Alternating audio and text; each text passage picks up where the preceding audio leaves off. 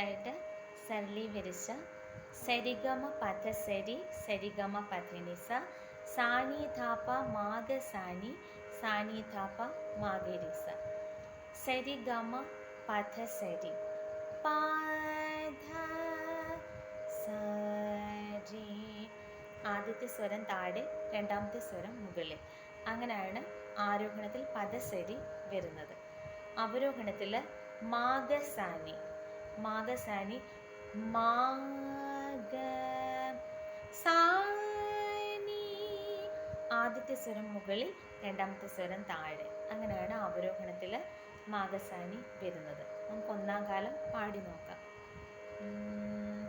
സ രേ ഗ മ പ ധ സ രേ സ രേ ഗ മ പ ധ നീ സാ സാ നീ ധാ പ മാ ഗ സാ നീ സാ നീ ധാ പ മാ ഗ രേ സാ.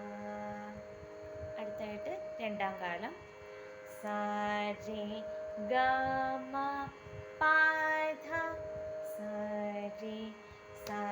രേ ഗ മ പ ധ നീ സാ സാ നീ ധാ പ മാ ഗ സാ നീ സാ നീ ധാ പ മാ ഗ രേ സാ.